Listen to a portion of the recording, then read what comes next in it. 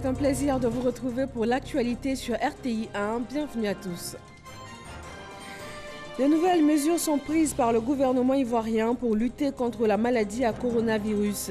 Le comité de suivi des mesures prises par le Conseil national de sécurité les a annoncées dans un communiqué officiel. Nous en parlons en début de journal. Les ressortissants ivoiriens et les résidents permanents non ivoiriens sont soumis à une mise en quarantaine obligatoire de 14 jours en arrivant dans le pays. Si certains passagers se plient à la règle, d'autres refusent de s'y conformer. Les premières mises en quarantaine ont été suivies par nos équipes. Dans le monde entier, les conséquences de cette pandémie se multiplient. Jusqu'à près de 25 millions d'emplois pourraient être supprimés en raison de cette crise sanitaire, selon l'Organisation internationale du travail. Bonsoir à tous. Ouvrons ce journal avec ce qui fait la une de l'actualité dans le monde entier, le coronavirus. En Côte d'Ivoire, les autorités sanitaires ont ajusté les mesures à la situation actuelle. Kolo Koulibaly nous donne ici le dernier point.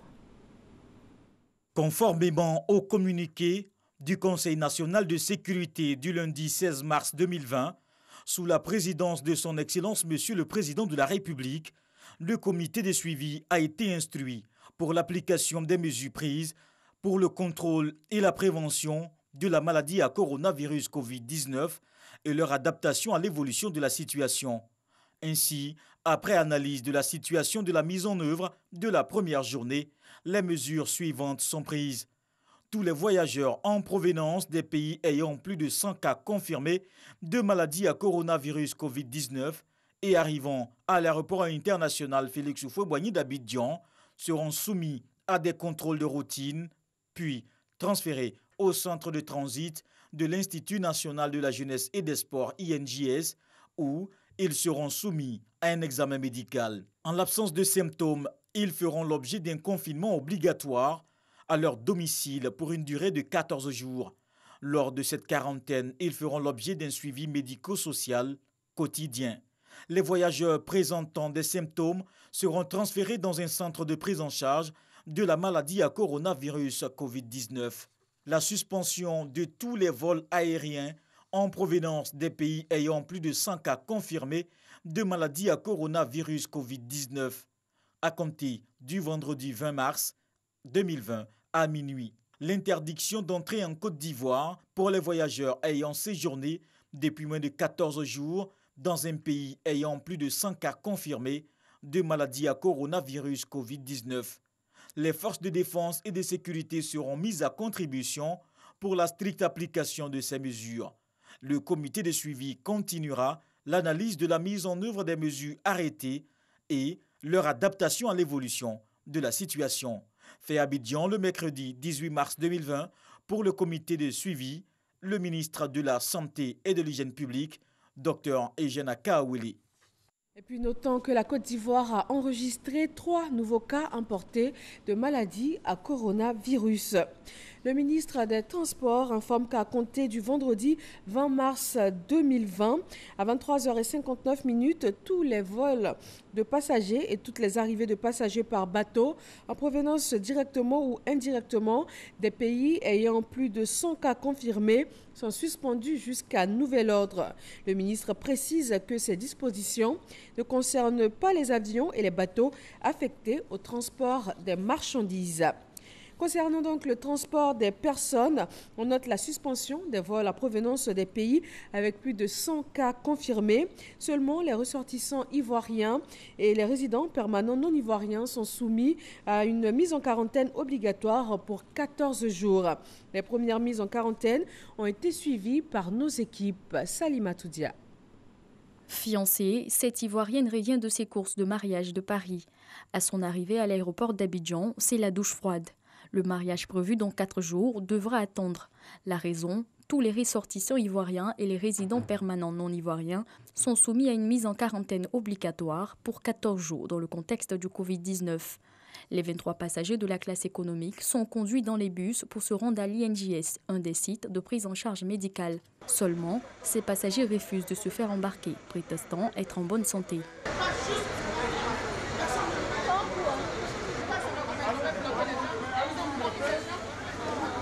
Ces parvenus accueillis leurs voyageurs s'y mêlent également. De longues minutes d'explication pour les convaincre, voire les obliger à embarquer pour leur propre santé. Si certains passagers font des difficultés, d'autres semblent bien comprendre l'importance de la mesure. J'ai suivi le discours qu'ils ont passé à la télé. Donc je savais déjà. C'est des mesures, c'est important pour la population. C'est gênant un peu, mais on fait avec. Et ça me fait plaisir, c'est normal, parce que ça engage la vie, notre vie et la vie de nos frères. La sécurité, donc je pense que c'est primordial. Première classe ou classe économique, tous doivent se soumettre aux mesures prises sans exception. Nous voulons sauver la population ivoirienne. C'est pour ça que le gouvernement a pris ce type de décision. Au lendemain de leur arrivée à l'INJS, une autre scène se produit. Des passagers qui refusent la mise en quarantaine à l'INJS allant jusqu'à chasser les équipes de la Croix-Rouge. Sur les lieux, peu après la réunion du comité de suivi des 13 mesures, le ministre de la Santé et de l'Hygiène publique annonce les grandes lignes du communiqué du comité. Après ce que nous avons observé, tous ceux qui ont été confinés ici peuvent rentrer chez eux et seront confinés chez eux. Parce qu'ils sont tous retracés. L'équipe médicale sait où se trouve chacun de ces voyageurs, chacune de ces personnes rentrées. Donc le confinement sera fait chez eux en espérant vivement que l'esprit de discipline et le patriotisme l'emporteront sur tout autre comportement pour nous éviter la propagation de cette maladie. Passagers testés négatifs seront confinés à domicile et suivis par les équipes médicales. Ceux déclarés positifs seront conduits au service des maladies infectieuses et tropicales du CHU de Treichville.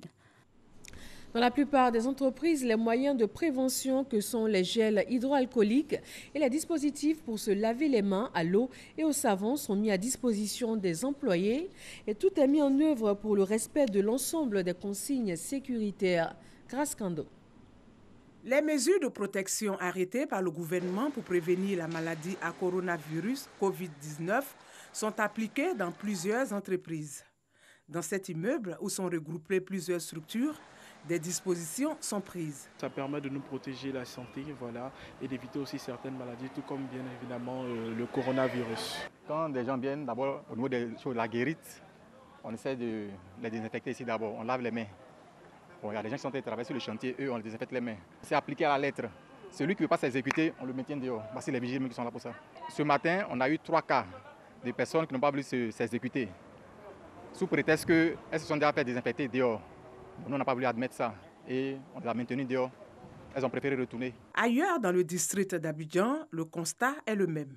Il est toujours bon de se protéger pour éviter tout ça. C'est pour cette raison que je me protège toute la journée. Ça nous permet de prendre soin de nous et notre famille. J'ai acheté 12 casques parce que nous sommes 12 à la maison. Seulement, le seul problème est que les casques qui étaient peut-être à 200, 100 francs, c'est monté aujourd'hui à 500.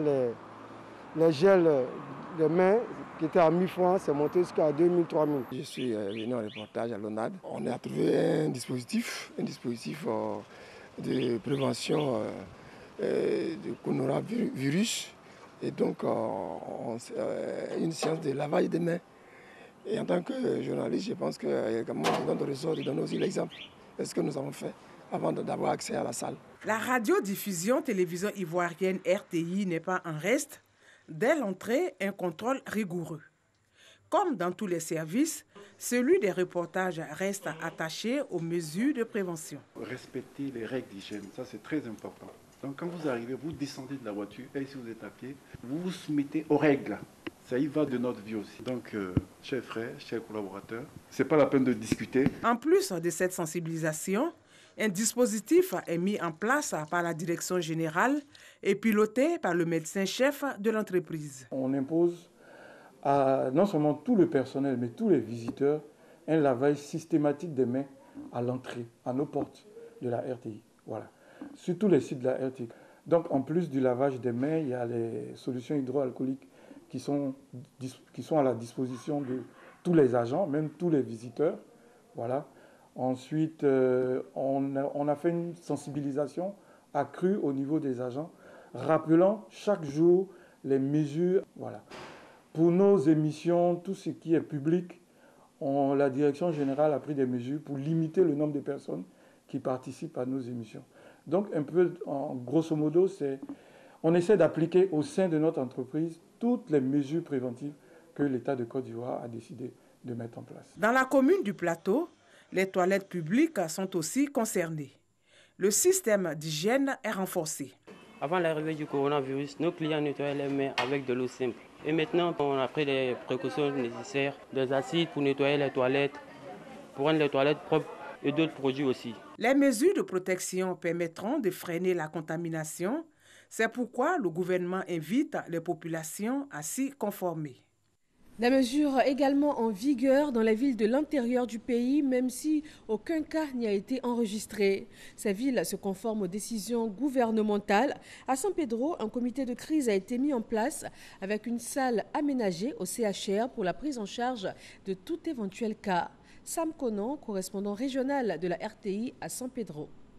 Il s'agit d'un sujet de 34 ans, domicilié à Nitoro, et qui présente des signes de troubles respiratoires plus tout. À travers cet exercice de simulation, le personnel de santé du centre hospitalier régional du San Pedro teste son dispositif de réaction face à d'éventuels cas suspects de coronavirus. Depuis l'apparition de cette épidémie, nous avons réactivé notre comité de lutte contre les épidémies. Nous avons eu plusieurs réunions. Nous avons également identifié au niveau des CHR une salle pour la prise en charge des cas. Nous avons constitué une équipe d'investigation pour les cas suspects. Il faut dire que chaque fois qu'il y a une rumeur, cette rumeur nous intéresse et nous allons investiguer ces cas. Si besoin, faire des prélèvements, si ce cas nécessite des prélèvements. Pour le moment, nous n'avons pas eu de cas positifs. Il faut aussi également éviter de propager des rumeurs qui vont paniquer la population. Au niveau des grandes surfaces, les responsables sont à l'œuvre pour faire respecter les mesures prises par le gouvernement, comme c'est le cas ici, dans ce supermarché. Les mesures qui ont été prises par le gouvernement, nous les respectons. La preuve en est que vous voyez nos clients qui rentrent dans nos supermarchés, dans notre établissement. Il y a un seau de lavage de mains. Et quand les clients rentrent, même, on leur demande même d'avoir une certaine distance, au maximum peut-être 1 mètre. Donc c'est ce que nous essayons de faire. On a vu dans les pays où ils ont négligé, la maladie s'est vite répandue. Donc il faut respecter les consignes pour donner la chance à chacun de rester en bonne santé. Dans les restaurants et maquis, des dispositions sont également prises pour faire appliquer ces mesures. Les places où les clients s'assoient aussi, nous, il a resté les espaces au moins 2 mètres. Même nous, il y en a les lavabos dehors pour les clients avant de rentrer chez nous pour manger. Ils lavent la main, tout ça. Les établissements scolaires restent fermés, ainsi que les boîtes de nuit. La grande inquiétude des habitants de San Pedro, que faire une fois dans le taxi communal et surtout au grand marché. Certains ont opté pour un cache-nez vendu à 100 francs l'unité. Les autorités sanitaires de San Pedro invitent les populations au calme et surtout au respect des mesures prises par le gouvernement. Outre ces mesures, il n'existe à ce jour aucun vaccin contre le Covid-19 et aucun produit de santé naturelle autorisé pour se protéger. Dans le flot d'informations reçues et transmises au quotidien, quelles sont les bonnes, quelles règles observer et comment prendre ses distances vis-à-vis de la maladie? Serge Coléa. Le lavage régulier des mains, voici la première règle d'or à adopter.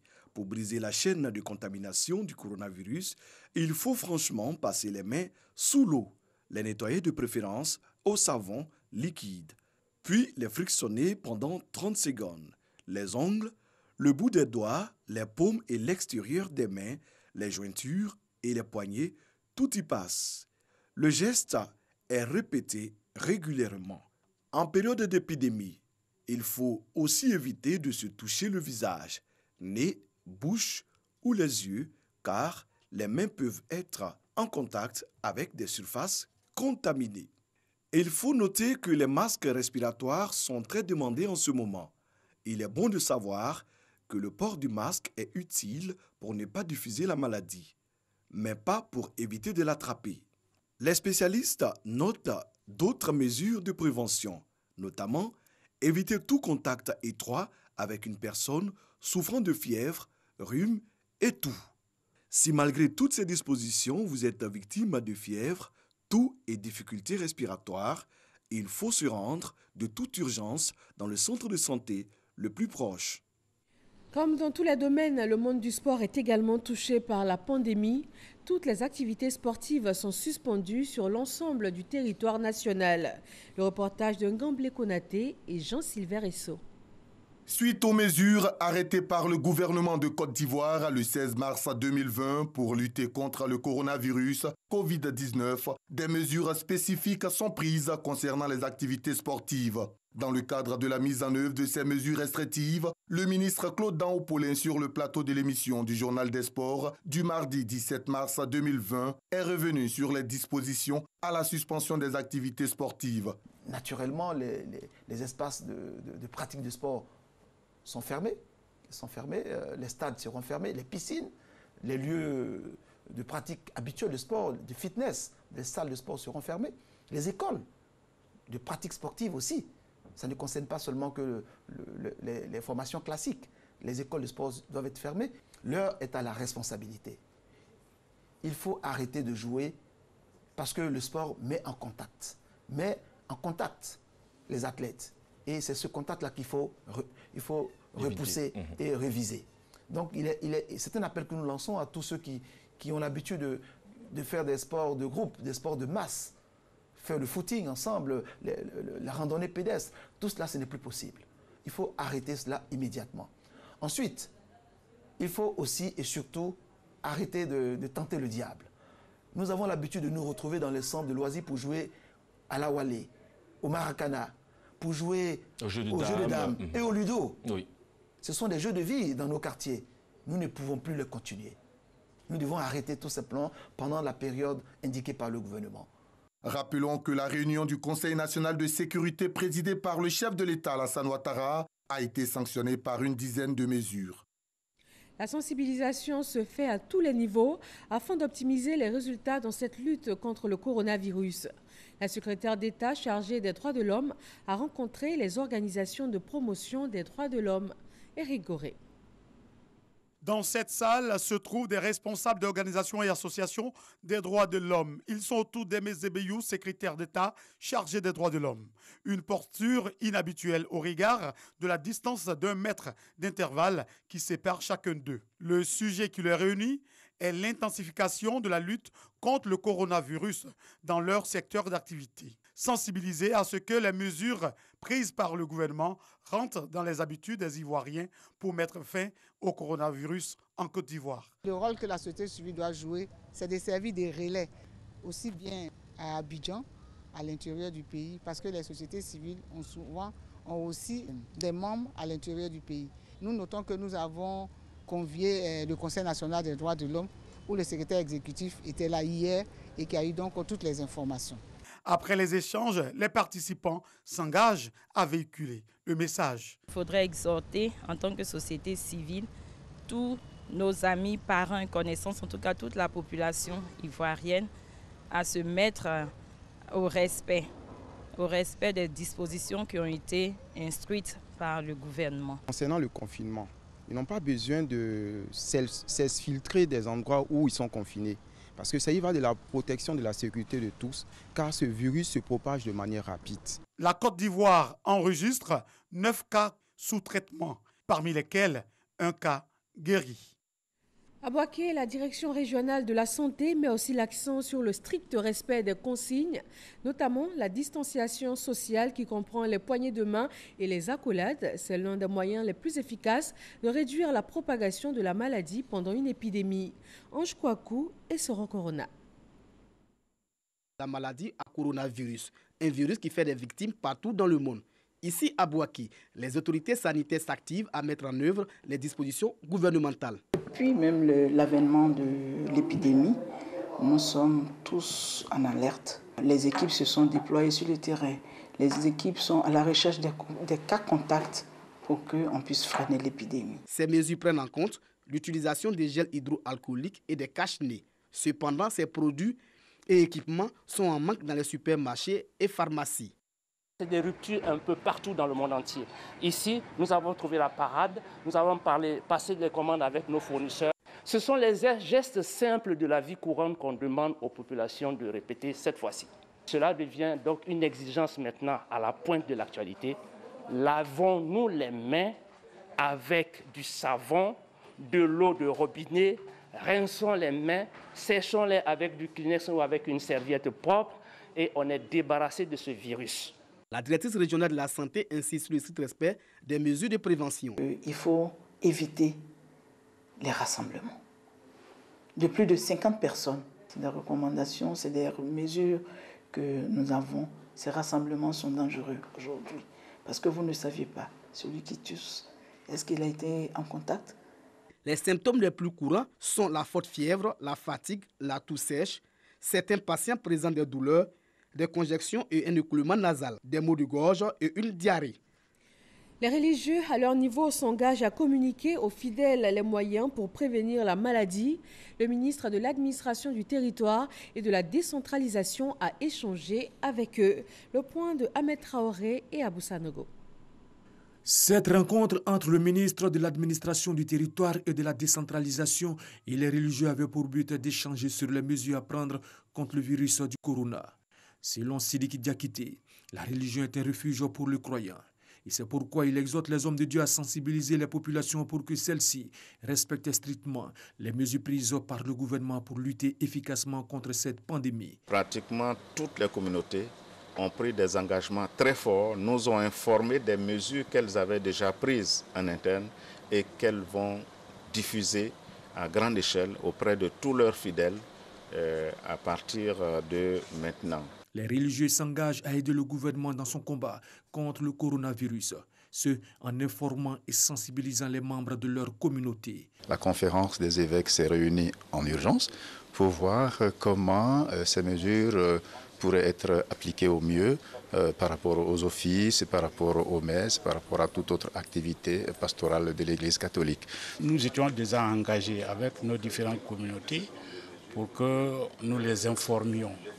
L'importance de faire en sorte que les mesures qui ont été prises par le gouvernement soient respectées dans nos mosquées, dans nos lieux de culte, dans nos rassemblements.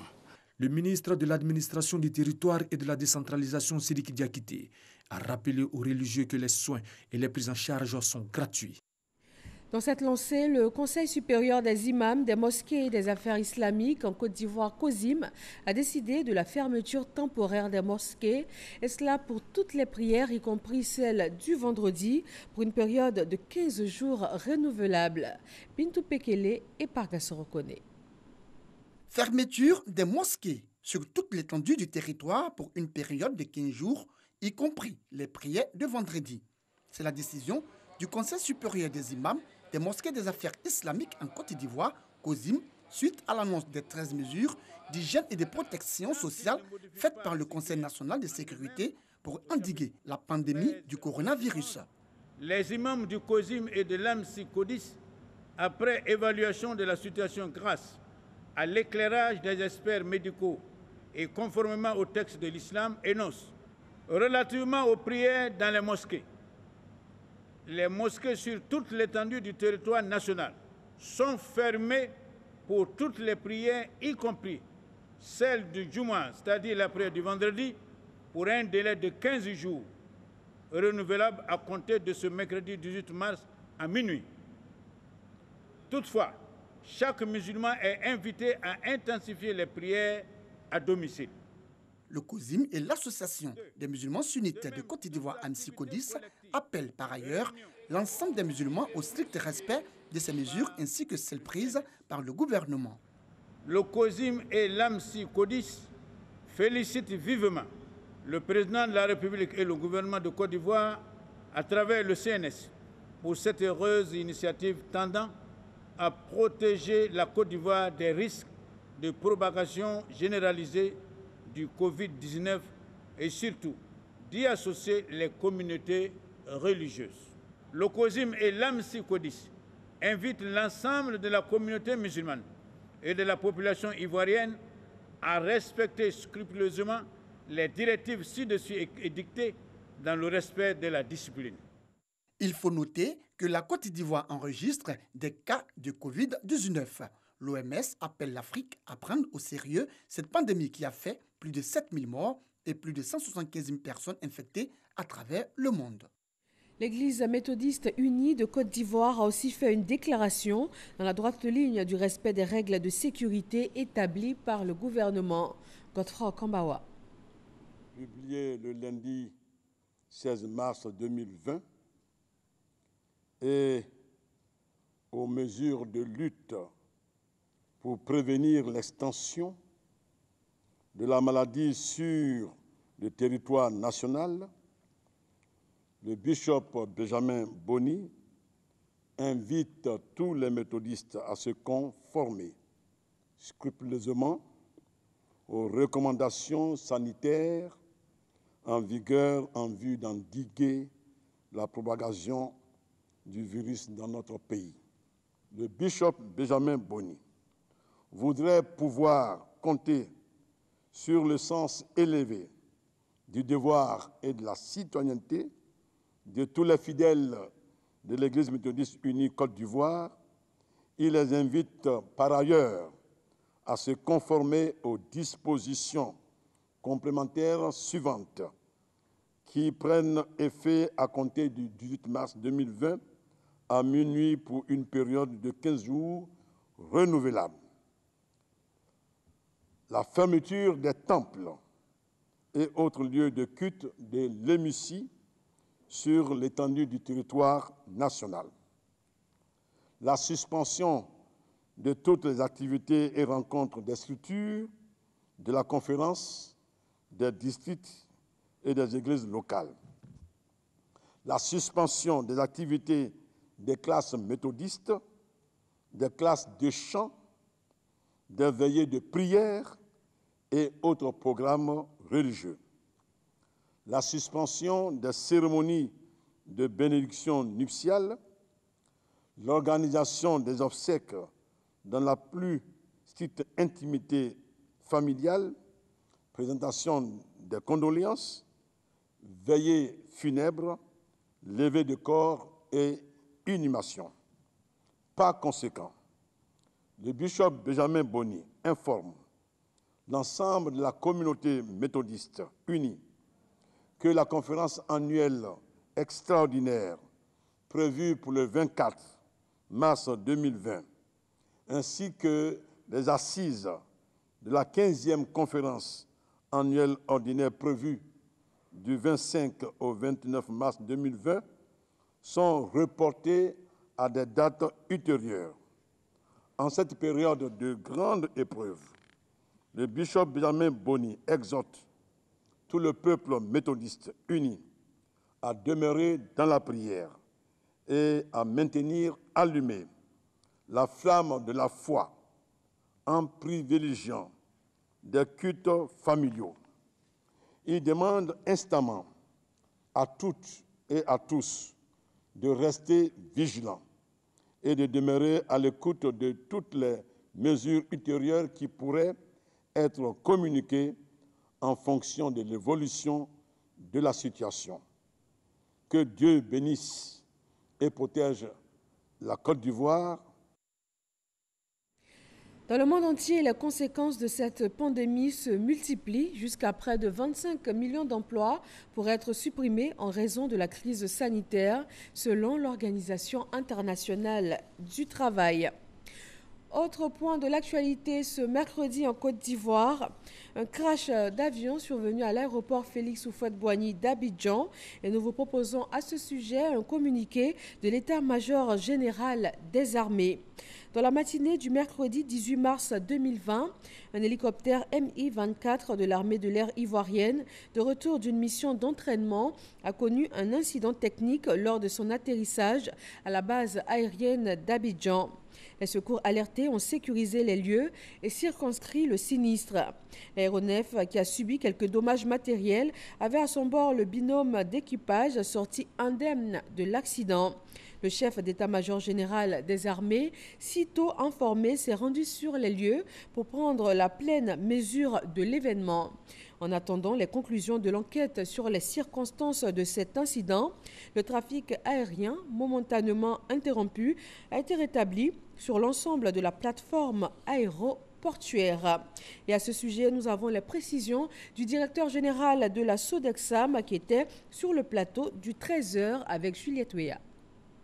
Ce matin, un incident impliquant un hélicoptère est survenu, obstruant de ce fait la piste d'atterrissage et comme le veut l'usage en la matière, le trafic aérien a été momentanément suspendu sur l'aéroport d'Abidjan.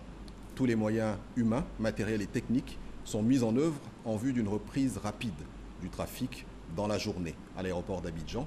Néanmoins, les vols en escale à Abidjan connaîtront une escale plus longue et quelques vols connaîtront des retards.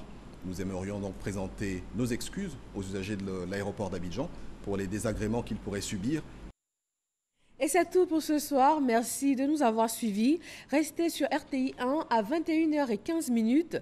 Votre magazine Notre Santé. Il traite ce soir des déficiences visuelles. À 80%, elles peuvent être évitées. La cataracte non opérée représente 48% des causes de cécité. Restez donc sur RTI 1 et n'oublions pas de respecter les mesures de prévention contre le coronavirus. Bonne fin de soirée sur nos antennes et à demain.